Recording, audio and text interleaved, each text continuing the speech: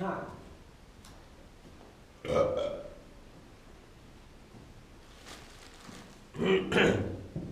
Acho que ficou certo. Acho que ficou certo. Tá bom. Pra quem é, tá bom.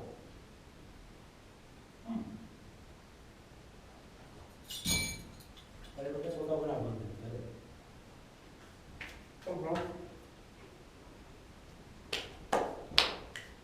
Vamos mandar ver? Vamos mandar ver?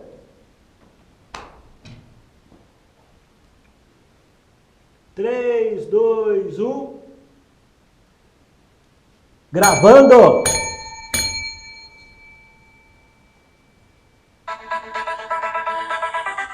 A vida é uma corrida, Alexandre Rampinelli. Emílio Santana. Ó, palitinho de queijo, delícia aqui dá. Se tem uma coisa que não é boa, Delícia. A padaria do Alexandre Rampinelli aqui do lado. Puta que pariu, hein? Como é o nome dessa padaria? nem sei o nome dela. Hã? Pelo amor de Deus, vamos caprichar. A Cris hoje de manhã foi comprar pão, não tinha pão de queijo. Eu falei, uai, A padaria não faz mais pão. padaria sem padeiro. A padaria lá na frente da minha casa, o pão chega pronto. Não, Não dá, não dá. Bom, como eu só como pão esporadicamente,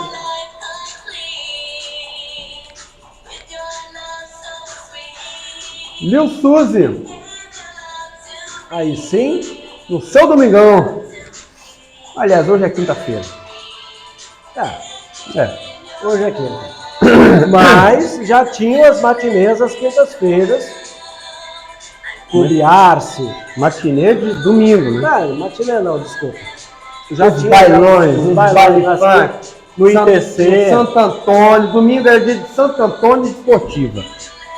Fica ligado. E aí você tinha isso aí.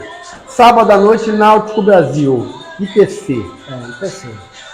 Isso aí era... E tinha o do Clube dos Olhos lá, como é que é? Acho que era Clube dos Olhos, né? É alguma coisa disso. Tinha lá Lua Azul em Guarapari. Não, o Azul não toca funk. Tocava um charmezinho, né? Lá no Recreio dos Olhos. Recreio dos Olhos. Recreio dos Olhos Boa. tocava funk sexta-feira. Ok. E esse é o nosso funk da nossa época. Falava É de isso. amor. Ó que guti-guti. Fala de amor. Ó. As meninas rebolando no chacundum. Isso é bom. Muito bem, isso aqui é um blog de corrida. Contenham-se, apresentadores. Mas tem como a gente traz informações muito úteis. É verdade. E músicas A também. gente é lá da década de 90, começo da década de 90. Finalzinho de 80. Um funk que foi chamado aqui no Brasil de Miami Bass. Alguns chamavam de charme, mas é funk. Pra mim é um funkão bom de ouvir. Isso aqui era charme. É um negócio bom de ouvir. Mas era Miami. Antes de ser charme ou funk, era Miami Bass. Ok. Vou conversar, né? Minha água? Falar de corrida. Trouxe água também. Trouxe água também, porque o corpo humano é 70% água. Eu tenho que trazer um chá, um café, alguma coisa pra cá. Pra eu mudar o gosto aqui da parada. Nossa, café essa hora vai ser uma beleza. Você é um cara que tem uma tendência absurda. E é melhor não nessa época. Hoje eu vi uma frase interessante aqui, cara. Café, falando sobre café e atividade física, essa parada. A cafeína, atualmente, não te dá energia. Ela só bloqueia a adenosina, os receptores de adenosina no seu cérebro, que são aqueles que permitem você saber que está fatigado. Ela te engana. Ela te engana. Entendi. Certo? Energia zero, enganação pura. Quando acabou o efeito, você pá! Chá. E continua. Eu vou ficar monitorando aqui, que tem um problema importante na empresa, eu vou ficar monitorando. Mas eu estou por aqui. E continua cansado. Vamos lá, vamos falar hoje de acontecimentos do mundo da corrida. Nesse final de semana passado, aconteceu lá na Espanha a Valdarán by UTMB, Sim. que é uma corrida de trilha. Te coloquei a par dos fatos. Sim, senhor. Certo? E o que aconteceu? A corrida tem 5 distâncias, né? E no sábado, na sexta para o sábado, largou 2 corridas.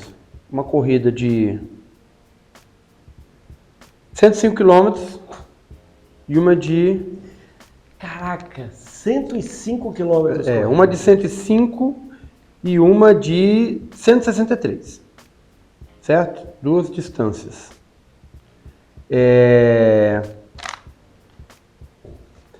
E o que aconteceu? No meio do caminho, mudou o tempo, vento, queda de temperatura e, não sei se o pessoal está recordado, há um mês e meio atrás, teve uma grande enchente na Itália. Sim. Morreu gente pra caramba, não sei o que lá. Então, o que acontece? Diante desse prenúncio de pandemônio, que se instalou lá nos altos de Arã, na região ali noroeste da França, entre a Catalunha e da Espanha, né? Da Espanha. Noroeste da Espanha, entre a Catalunha, Aragão e a divisa com a França ali, um vale, que as bordas das montanhas já são França, né? Divisa entre França e Espanha. Diante daquele sobreaviso ali, eles interromperam as corridas. No momento em que o tempo foi... que a condição climática foi completamente... Ofereceu grande risco ao prosseguimento dos atletas na prova. Tá certo? E aí... acabou a prova. Resgata os corredores e dá por encerrada a prova. Aí você vai me perguntar assim, cara, isso é a primeira vez que acontece? Pergunta pra mim. Mas, Emílio, isso é a primeira vez que acontece? Não, de vez em quando a gente tem acontecimentos que são parecidos com esse. Vou trazer alguns aqui. 2016, Ultra dos Perdidos, lá no Paraná, estreia... Ultra dos Perdidos. Ultra dos Perdidos.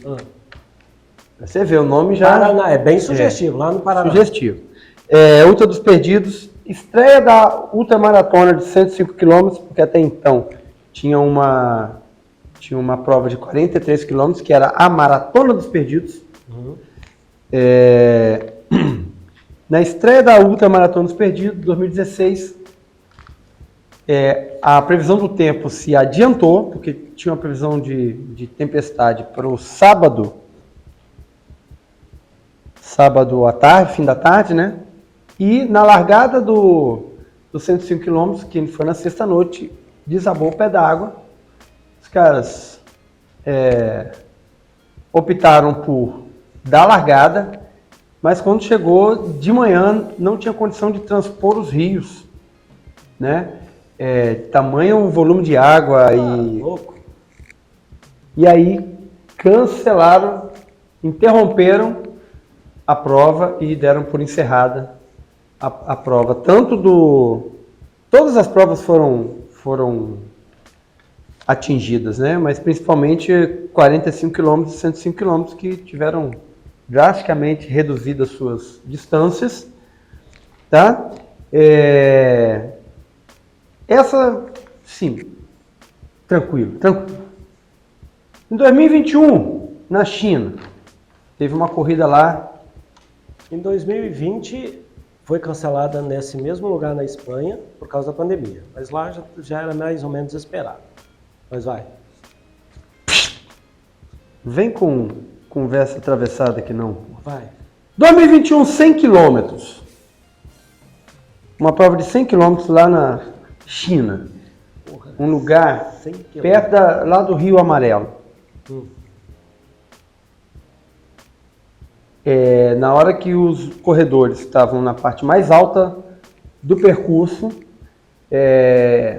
teve uma mudança drástica de clima e 21 atletas morreram por hipotermia. 21? 21 atletas morreram por hipotermia nessa ocasião aí. Certo?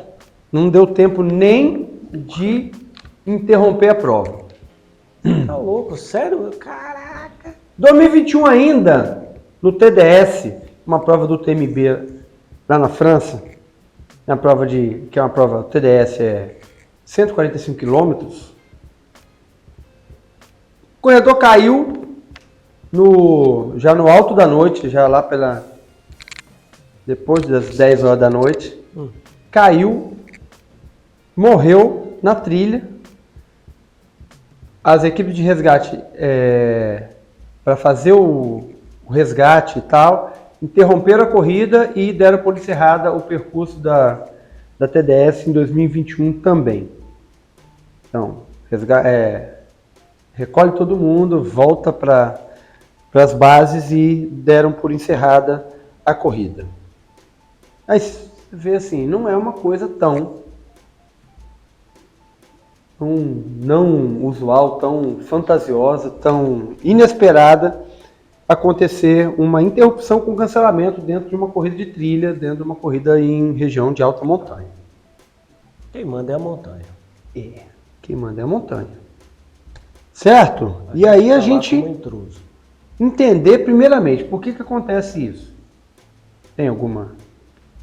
Então vamos lá, você quer acontece o cancelamento ou acontece a mudança de tempo? Eu quero saber por que acontece eu quero que a gente converse aqui por que se deu o cancelamento. É uma boa questão, assim, vamos lá. Vou conjecturar, vou falar conjectura. Eu acho que por uma prova internacional, atletas, ultra-atletas, você precisa oferecer o máximo de segurança possível para os caras. Os caras estão lá e é uma prova extremamente dura. Extremamente dura. Extremamente dura. Eu acho que não tem prova mais dura do que essa no ramo, na categoria, no esporte. Aí você fala assim, porra, mas vai cancelar a prova? Imagina que decisão difícil é do diretor de prova, menos que esteja tudo acordado, tudo bem delimitado. Dificílima. De falar o seguinte, porra, tem patrocínio, tem TV, tem não sei o que, tem direito, mas o cara bate no peito e fala assim, tá cancelado. Tá cancelado. Cancelado. Eu não vou bancar a morte de ninguém aqui, o acidente de ninguém. Então eu acho que é para a segurança no meu mundo perfeito de sonhador na minha cabeça. Acho que é para fazer com que quando um atleta, um ultra-atleta vá se candidatar para fazer uma prova dessa, que ele saiba que ele não estará em risco ou que o risco dele é reduzido à mínima parte para uma prova. Convenhamos, vamos lá, nós dois, que correr 145 quilômetros, que correr... Vamos lá, essa prova aí, 163 quilômetros com 10 mil de altimetria acumulada. Vamos lá, não é uma prova feita para ser humano. Não é. O ser humano não nasceu para correr 163 km com 10 mil de altimetria. Não nasceu. Então já é uma prova que por si só, humano não faz. Tem que ser ultra-humano. Não tem jeito, super-humano não faz. Tem que ser ultra-humano. Estou falando sério. Não dá. Se eu me bobear para fazer uma prova dessa, pode me dar 10 dias para fazer uma prova dessa. Correndo. Eu não corro, não consigo, eu não vou conseguir. Entendeu? Então, assim, é um negócio não é para qualquer um. Então, quando o cara se propõe a uma parada dessa, ele tá com a cabeça única e exclusivamente na prova.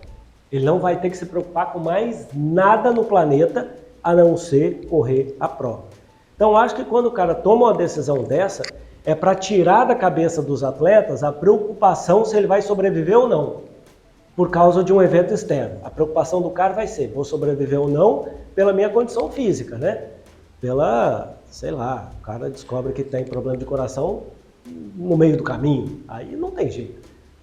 Mas tudo da cabeça do cara sai para ele se concentrar na prova. Eu iria por essa linha. Eu sei que você não vai por essa linha.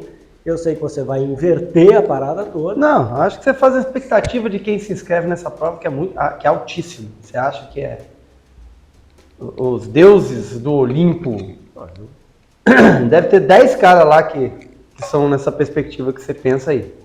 A grande maioria nem é esse atletismo todo que você... Mas eu acho que se o cara não tiver essa preocupação na cabeça, é menos uma coisa Não, que ele vai... Vamos lá, vamos só botar as coisas no lugar.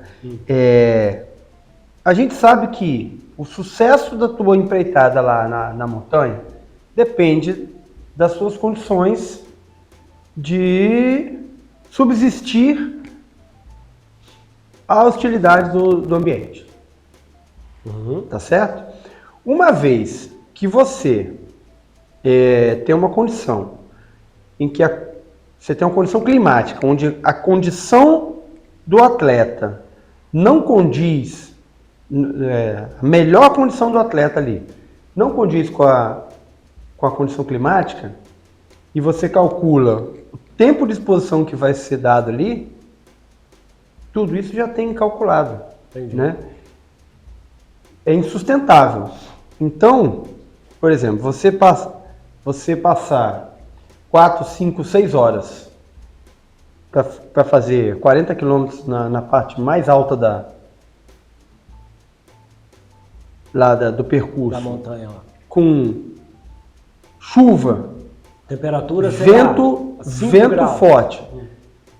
Certamente a mais de 3.000 temperatura é por volta de 0 grau. Sim.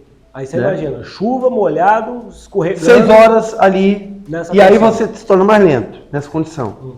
Então você não tem como bancar essa... E você não começa lá, você já está com algumas horas nas então. costas, com alguns quilômetros nas costas, cansado. E aí essa debilitado. condição é insustentável, vira uma loteria. E quem chega vivo, né? E o organizador tem na mão dele ali uma antiloteria. Embora muitos corredores vão para a loteria, né, vou para ver até onde eu vou para ver o que vai dar, vou pela foto, vou pela vista, sei que lá, se não der eu sento e peço para alguém me trazer de volta. O organizador não pode pensar em termos de loteria, tá certo? Igual o caso lá do UTMB. O cara morreu na trilha, precisa tentar o socorro, recolher o cara. Nesse momento, não pode passar ninguém. E aí o pessoal vai ficar parado lá, horas e horas exposto, e o cara faz o quê? Manda voltar para a última base. Espera, calcula o tempo que vai levar. Vai levar 4, 5 horas. Nós vamos fazer esses caras chegarem num ponto da corrida onde vai estar uma condição que então encerra. Então, pela preservação do corredor, do cliente ali. No caso até dessa morte, aí, permita te interromper, mas no caso até dessa morte em respeito ao corredor, né? A todo que está ali, né?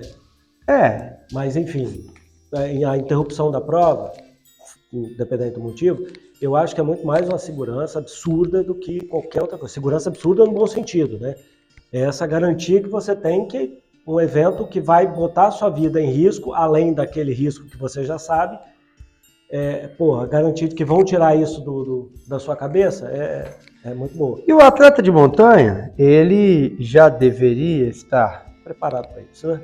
Não, preparado, já sabedor e experiente de que a condição... Ele sabe disso. Não, deveria saber. Deveria saber que a condição em alta montanha, em média montanha, em alta montanha, ela é uma condição que ela é toda hora muda. Você não tem estabilidade, é uma condição completamente instável. Só te fazer uma pergunta.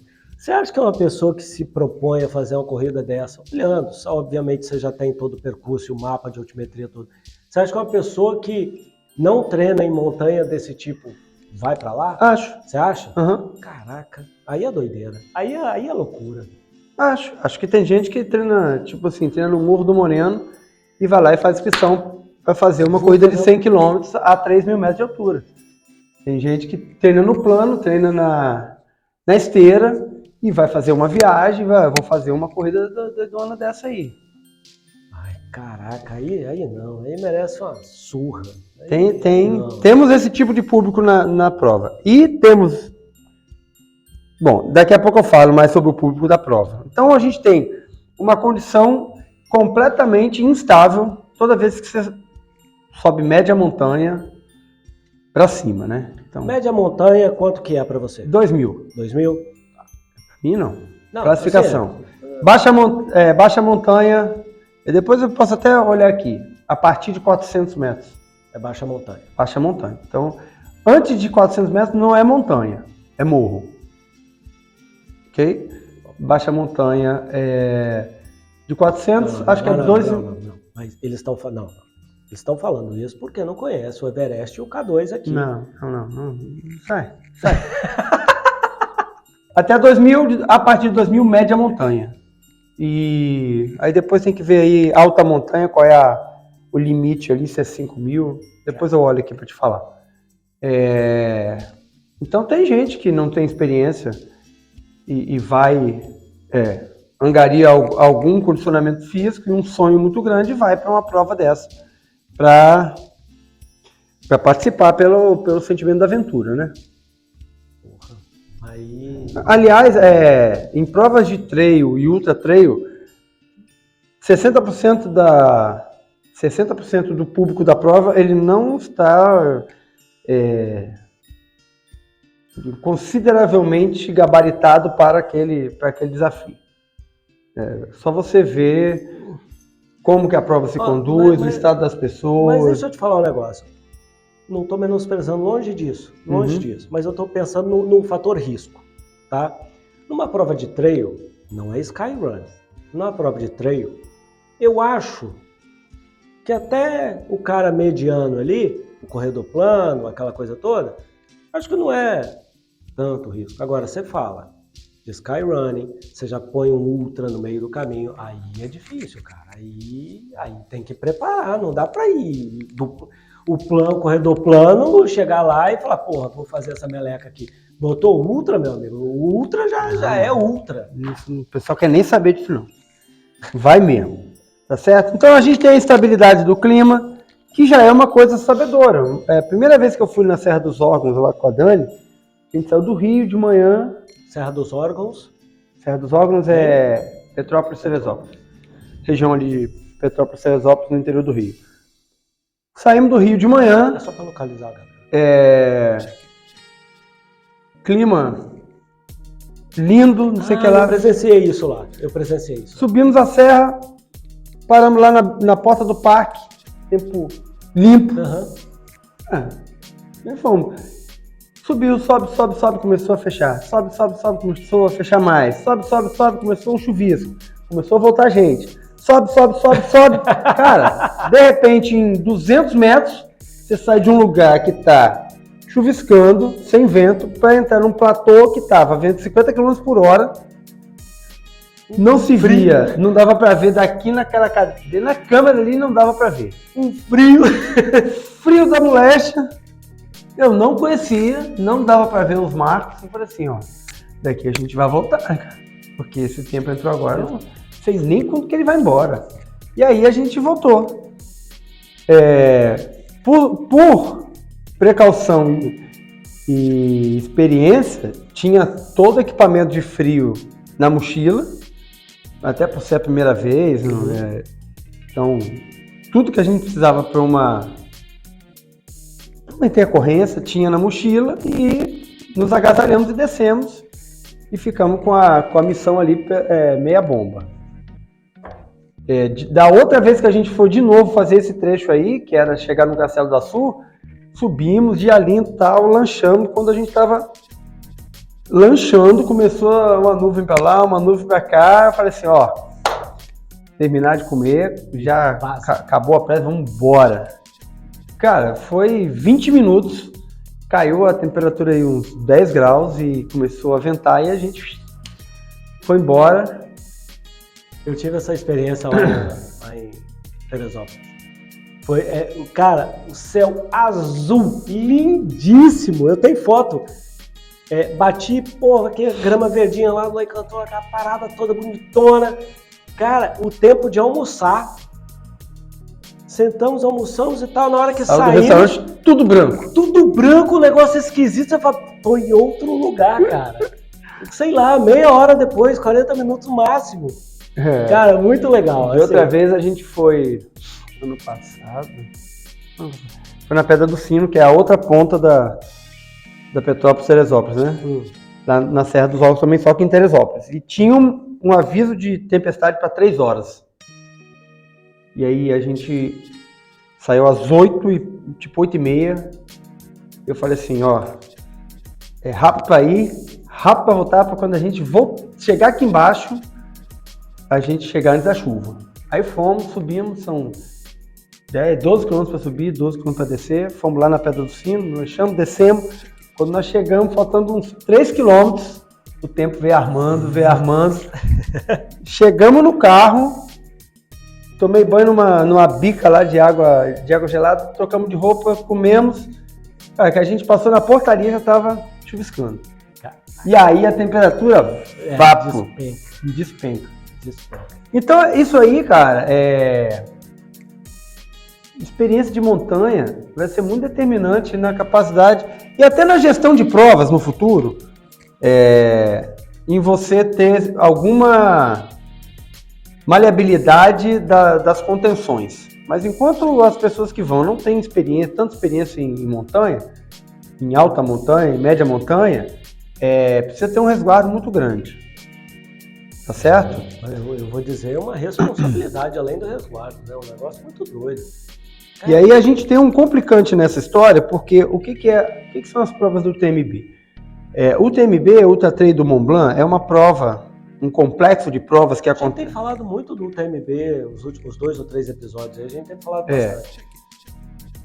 É uma prova, é um complexo de provas que acontece no final de agosto, último final de semana de agosto, com base em Chamonix, na França, divisa ali da França com a Suíça, com a Itália, uma região ali dos Alpes franceses, em torno do Mont Blanc, que é o ponto culminante da Europa, a montanha mais alta da Europa, com 5, que é alguma coisa lá, acima do nível do mar. E essas provas são tão famosas e tão concorridas que elas têm um sistema de admissão, né? Então você precisa fazer provas. Um bobão que nem eu não consigo fazer. Esse ano não. Daqui uns 2 anos. Hoje ninguém tem condição de falar assim, eu vou em agosto lá e vou largar na prova de... Não dá porque você não consegue fazer o acesso aos pré-requisitos da prova. E aí o que são? São pontos que você vai fazendo em provas licenciadas durante no mundo todo. Provas se licenciam com a UTMB para poder... São filtros, né? São peneiras. Na verdade não é peneira. Você vai acumulando pontos. Você precisa ter pontos lá para... E esse ponto diz que você tem quilometragem, que você tem... Não, esse ponto... Não. Não é assim. Não fala que você não sabe. Vai dar certo, vai chegar. Não vai dar certo, sabe por quê? Você precisa ter alguns pontos para fazer as provas, tá certo? Só que as provas que dão pontos podem ser provas com baixíssima altitude e baixíssima experiência e você acumula provas low profile. Quem alcança esse ponto? Qualquer um da prova? Qualquer um que completa. Eu não estou assim completamente... Mas qualquer um que completa a prova, ele tem um número... Você chegou em primeiro, você ganha um ponto. Isso. Supondo. Aí eu cheguei em último, eu Ganho um ponto. também. Isso. Então, realmente, certo? eu ia falar... Não é assim como você pensa no que eu ranking pensei- mundial. Não, que eu pensei assim, se você chegou lá, os 5 primeiros, por exemplo, ganha 5 pontos. Aí esses 5 pontos já diz que você já tem um pace para ter Não. Vamos lá. quilometragem. E aí, o que acontece? Esses pontos sofreram alguma reformulação ao longo dos anos e hoje a UTMB ela distribui stones, que são pedras, que você acumula. Cada nível de prova dá tantas pedras. Você precisa de tantas pedras para entrar no sorteio, você precisa de tantas pedras para admitir direto é mais ou menos assim. Então, tem as provas que são licenciadas e a UTMB ela começou a licenciar as próprias provas ao redor do mundo. Então, a gente agora vai ter prova da UTMB no Brasil.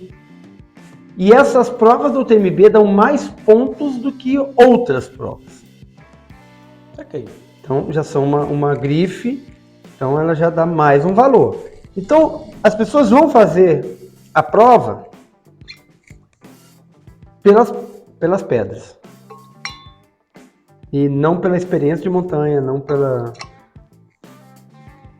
Então, tem gente que vai lá, igual o Gollum. Sabe quem é Gollum? Não faço ideia. Do Senhor dos Anéis? Não faço Você ideia. não assistiu o Senhor dos Anéis? Graças a Deus. Você pode não. sair por aquela porta aqui que a gente não tem condição de conversar mais. O cara não assistiu o Poderoso Chefão. Não assistiu o Senhor dos Anéis. Não sei o que você faz. Fica vendo filme de Jason Statham, só tiro, porrada e bomba. Não, fico vendo Rambo. Ah, pelo amor de Deus, velho. Vai assistir um filme que... que eu não gosto de coisa fantasiosa. Cara, eu fui lá no parque dos caras. Porra, não assistiu o filme. Eu me diverti. Não, agora a gente vai fazer o seguinte, eu vou te passar tarefas e a gente só vai gravar na semana que vem se você cumprir as tarefas de treino e de alguns pré-requisitos assim, intelectuais. Por quê? Não dá para fazer uma citação clássica sem que o cara não entender. Né? Então, para você. Aí o corredor, ele vai lá igual o Gollum. Meu precioso. E fica louco, ensandecido, cego e definhado por causa de pontos para concorrer ao evento principal do UTMB. Onde que a gente quer chegar? Quando a direção de uma prova interrompe a prova, encerra a prova precocemente, sob o pretexto de preservar o atleta,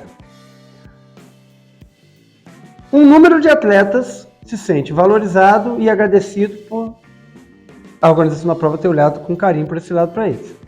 E outros se comportam como brasileiros que foram educados na cartilha do... Como é que é aquele órgão lá aqui, do consumidor? Órgão de Defesa do Consumidor?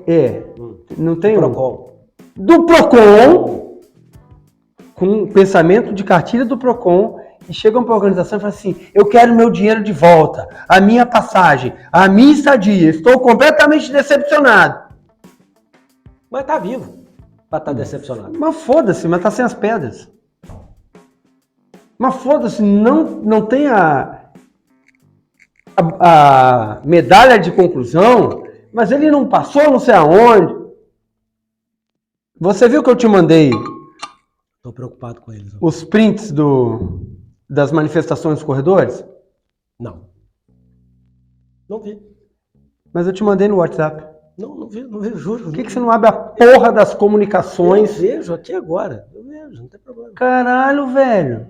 Vai lá. Vocês estão vendo agora o quê? O que devia estar acontecendo na reunião de pauta. Porque esse filho da putinha, eu mando calhamaços de informação e ele fica, em vez de ver a informação que eu mando, ele fica vendo TikTok, dancinha, ensaiando dancinha, não sei o que lá.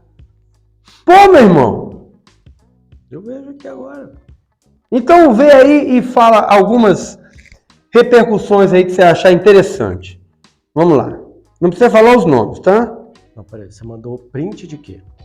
Mandei prints de conversa. Ah, disso aqui? Não. Você não mandou print. Não, tem aí no WhatsApp. Não, eu tô aqui no WhatsApp. Vai procurando. Aqui. Vai procurando.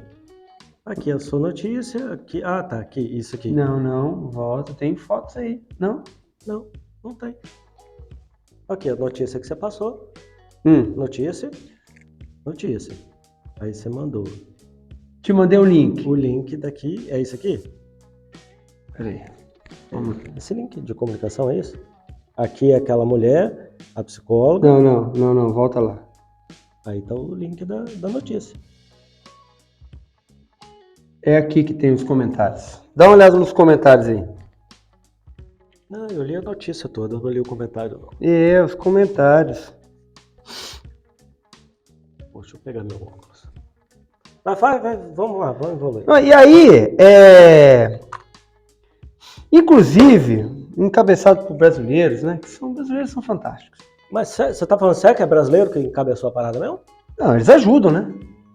Porque você vê assim, americanos agradecem, pessoal de língua inglesa e tal, o brasileiro vai lá e fala assim, quero meu dinheiro de volta. É um absurdo vocês terem essa buena decisão. O outro, eternamente grato.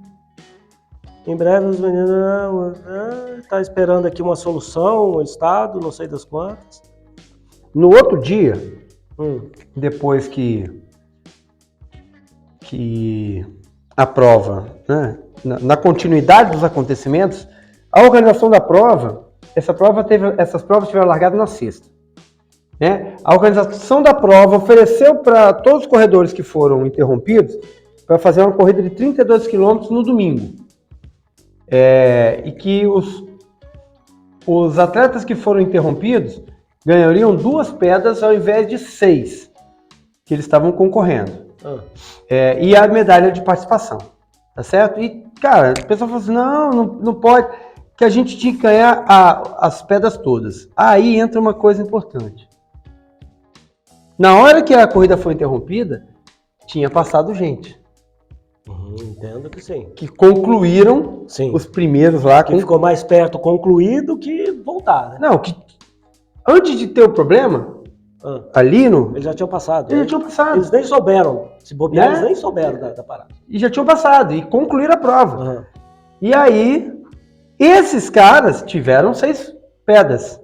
Então, por que o cara que ficou interrompido não pode ter 6 pedras? Porque teve alguém que passou e concluiu a prova. E eles, diante da intempérie ali, vão ficar retidos, vão ficar interrompidos. Então, essa é outra coisa que acontece quando tem interrupção de prova e alguns passam e outros não passam. Você já assistiu Paris-Roubaix? Já. Já assistiu Paris-Roubaix inteira? Já. E já viu na hora que tem o corte do trem? Que a cancela... Passou. Quem não passou fica esperando o trem passar. Eu já vi o pessoal botando a bicicleta nas costas antes do trem passar. Para passar a cancela fechada. E ali não tem chororô, cara. Quem passou antes do trem, passou. Quem não passou vai ficar ali 2, 3 minutos parado, olhando e só vai continuar a corrida a partir do momento que o trem interromper, entendeu? Tem uns aqui que falam que a decisão é acertada, tem uns que estão meio chateados. Tem uns que estão muito chateados. Não cheguei neles ainda não. Eu vi aqui um que... um falou assim, esperou demais para tomar a decisão. Aí tava falando os mais comentários, mas não cheguei aqui com ninguém puto não. Mas...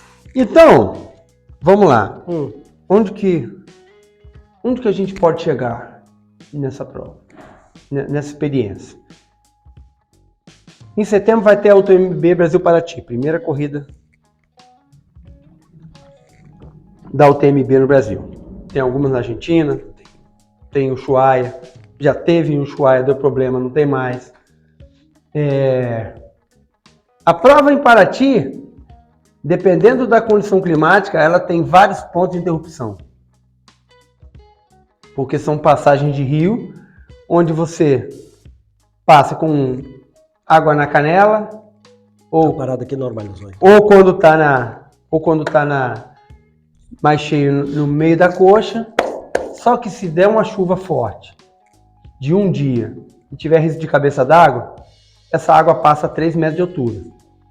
No lugar onde estaria no meio da sua canela. No lugar onde estaria no meio da sua canela. Então, tem risco de ser interrompida. Tem risco de ser interrompida e encerrada. A gente já precisa ficar preparado, tanto a organização quanto o atleta, que você pode ir para uma situação onde você vai ter sua corrida interrompida e encerrada. Independente da sua condição. No Everest, você paga para subir aquele negócio, pode ser que o cara bate. Que não abre a janela. Você não vai subir. Por isso que os caras vão. O meu dinheiro, vai ficar 30 dias lá. As grandes excursões dos caras, das grandes feitos, os caras ficam 30 dias lá. Eles estudam as janelas, 2, 3 janelas e ficam esperando. E a janela é a hora que for. 48 horas. E é a hora que for. Não, eles têm uma meteorologia boa. Ah, tá. Mas só que muda. O cara fala assim, vai ter uma janela de tal. Não vai ser no outro dia. Aí entra a janela, a janela vai ser de 48 horas, a janela fechou para 24 horas. Então, cara, é uma corrida também contra o tempo e contra a janela climática, como chama lá. Aliás, como tem em todo lugar. Só que aqui, na nossa experiência de montanha aí, de Pico da Bandeira, 3.000, quase 3.000, né? A última vez que eu tive lá, teve uma virada de tempo. Essa semana passada teve um vídeo lá, cara, de um vento que tinha uns 70 km por hora. E não tava no pico, tava numa área, assim, quase protegida. Mas tava passando um vento de Minas pro Espírito Santo que tava uma loucura. Não, aqui, é uma prova que ela pode ser interrompida e encerrada no Pico da Bandeira. Porque com vento de 70 km por hora, o cara não sobe o Pico do Cristal. Mesmo com corda. Entendi.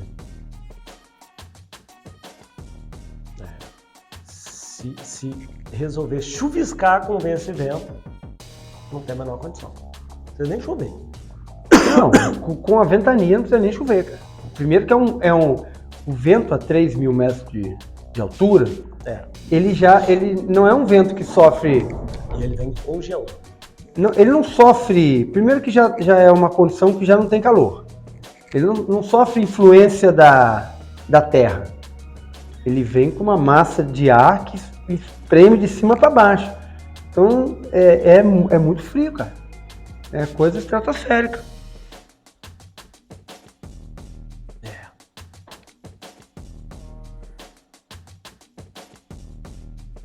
Então, Paraty, então, é quando? Setembro?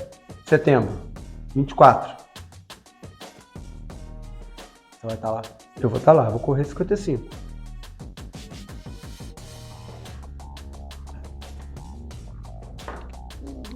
Tem um pessoal do 110 lá que...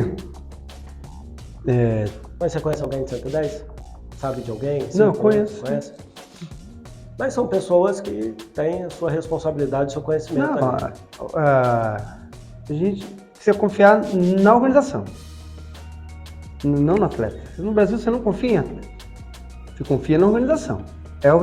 É da organização que vem toda a fonte de segurança. Porque no Brasil o cara não leva o material de frio. Tem um material obrigatório para levar. O brasileiro acha que 300, 400, 500 gramas a mais na mochila dele vai tornar ele lento, vai cansar ele. Entendeu? Um negócio que cabe na palma da minha mão que chama cobertor térmico. O cara não quer ir comprar, não leva. É igual o randoneiro, que se você não tiver aquele mínimo, você nem larga. Se chegar lá, o cara faz a checklist, você tem que ter aquilo aí. É igual, só que aí vai lá na cancela, leva o meu kit aqui. Quando você chega, ela passa lá e me dá de volta aqui. Uai. Teve Minas? Uai. Não, é isso aí. O Brasil é isso aí. É pra mim o negócio, se eu precisar, eu ter. Você tá muito... Tá vendo? Você não assiste filme de máfia. Não assiste... Não, filme de máfia eu vou assistir, outro vai assistir, mas nunca assistiu. Não sabe o que é máfia, não assisti. sabe o que é Senhor dos Anéis. Matrix você assistiu, pelo menos? Assisti um. Não sabe o que é Matrix, nem lembro, nem sabe que é um filme de filosofia, que não é de porrada e tiro, que é um filme de filosofia. Não ouço o Rapa. Você não escuta Rapa.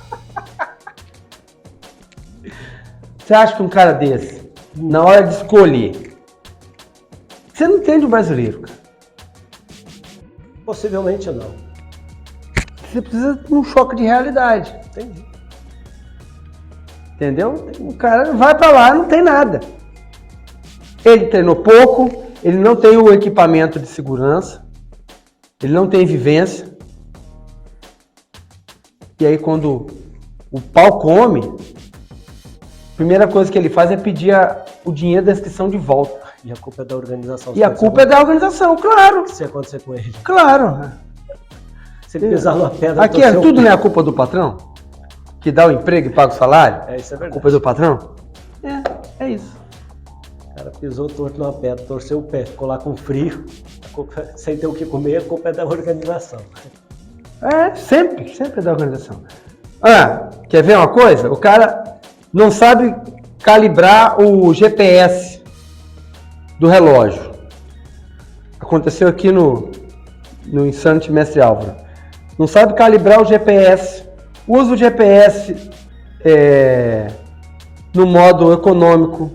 Não usa as configurações mais ousadas do GPS para não gastar bateria.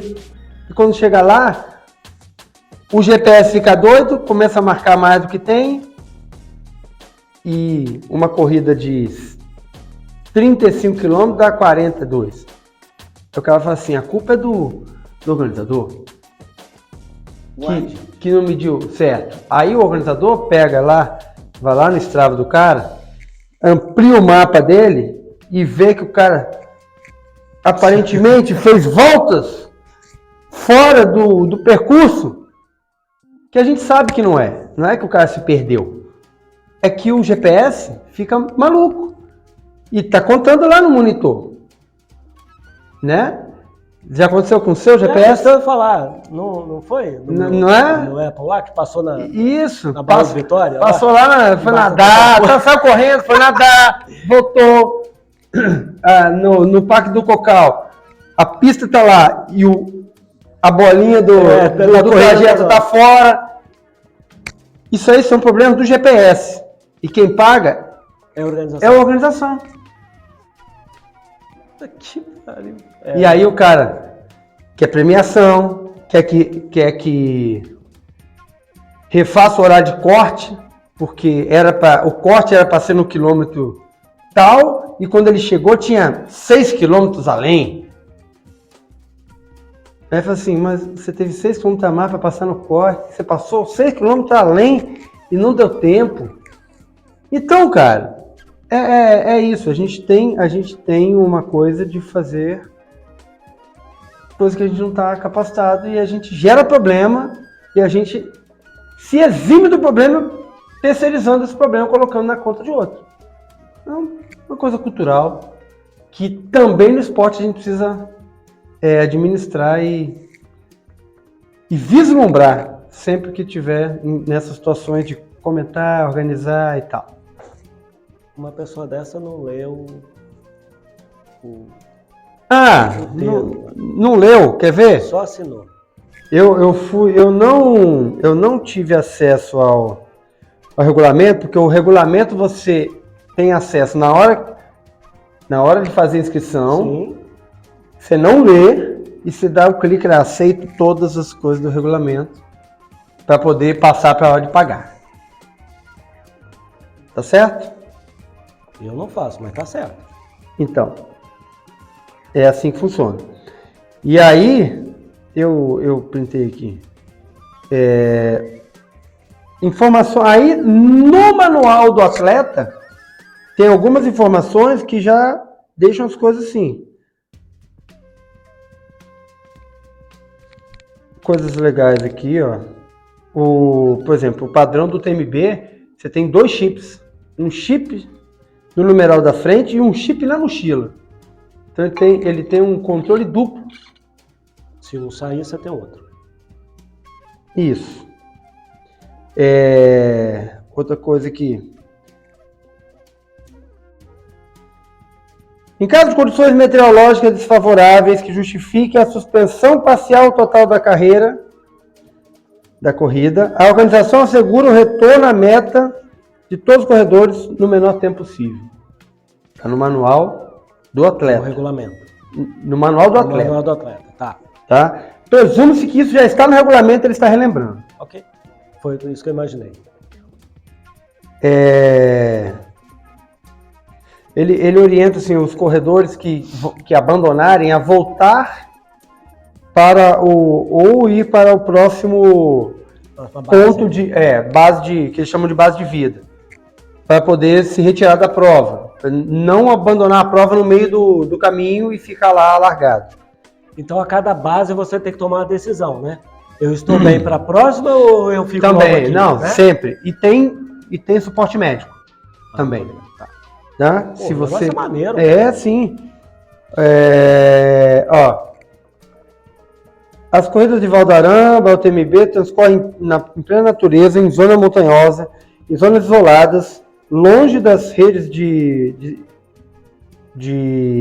estradas principais e telecomunicações, com a meteorologia que pode mudar muito depressa e se tornar adversa.